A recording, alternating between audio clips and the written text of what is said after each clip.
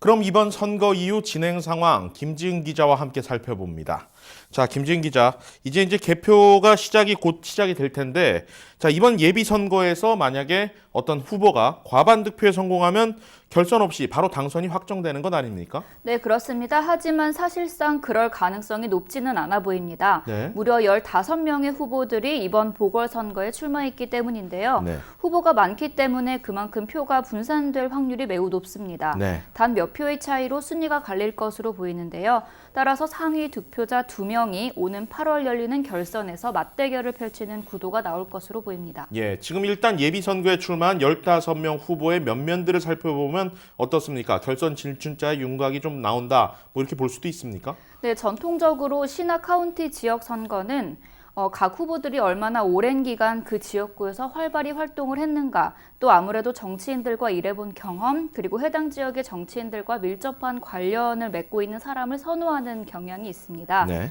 후보들의 면면을 살펴보면 특별한 이력이나 경력이 없는 후보가 대부분인데요. 네. 이력 중에 선생님이나 스몰 비즈니스 업주, 그리고 학자가 대부분입니다. 네. 따라서 만약 경력이 있는, 그러니까 인지도가 있는 후보들의 경쟁이라고 본다면 후보들의 결선 진출 가능성은 3.5대 1 또는 4대 1 정도라고 볼 수 있습니다. 네. 스캇 에이브람스 후보의 경우에는 이 브래드 셔먼 연방 하원의원의 보좌관으로 활동한 경력이 있고요. 네. 따라서 기존 정치인들의 지지를 많이 받은 상황입니다.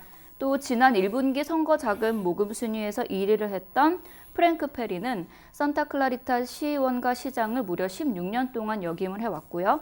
그리고 제이 비버 같은 후보는 교통안전옹호그룹인 세이퍼 스트리트 LA의 사무국장입니다. 네. 그렇기 때문에 벨리 지역의 교통체증과 같은 문제를 해결할 적임자다라는 판단을 유권자들이 했을 경우에는 이번 선거에서 다크호스가 될 수도 있습니다. 예, 어떤 후보는 이제 특별한 경력이 없기 때문에 결선 진출 가능성이 희박하고, 또 어떤 지금 들여다본 지금 김진 기자가 설명한 후보들 같은 경우에는 쟁쟁한 정치 이력들을 갖고 있는데, 그렇다면 우리 한인 후보들 결선 진출 가능성, 경쟁력 어느 정도 볼 수 있겠습니까? 사실 이번 보궐선거 기간 동안, 이 후보 캠페인 기간 동안 이력으로 봤을 때 가장 유력한 후보가 바로 한인 존리 후보로 꼽혀왔습니다. 네. 바로 직전 시의원인 미치 잉글랜더 시의원의 수석 보좌관으로 오랫동안 일을 해왔고요. 네. 또 그렉 스미스 전 시의원과도 함께 일해온 만큼 누구보다 지역사회 현안을 잘 알고 있다는 강점이 있습니다. 네.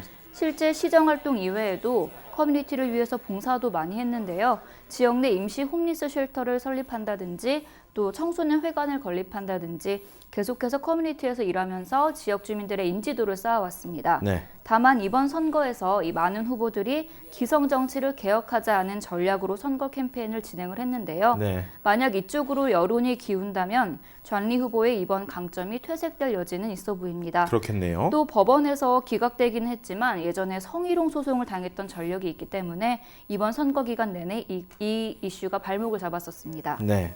반면 애니조 후보도 있는데요. 앨런 클랜스턴 전 연방 상원의원 그리고 마이클 루스 전 주 하원의장과 같이 일하면서 다양한 분야에서 많은 경험을 쌓았는데 아쉽게도 12지구에 살아온 토박이라는 점을 강조하고 있지만 이 생각보다 지역 유권자들에게 강한 인상을 남기지는 못했습니다. 네. 다만 유창한 이중언어로 한인 사회의 전폭적인 지지를 이끌어냈고요. 또 필리핀 커뮤니티 등 소수계의 지지를 받고 있어서 아직까지는 개표 결과를 지켜봐야지 알 수 있을 것 같습니다. 네, 우리 한인 후보 2명 다 장단점이 좀 뚜렷해 보이는데 이번 개표에서 좀 좋은 결과가 좀 나왔으면 하는 바람이 있습니다. 개표 계속 지켜봐야 되겠습니다. 김진 기자 수고했습니다.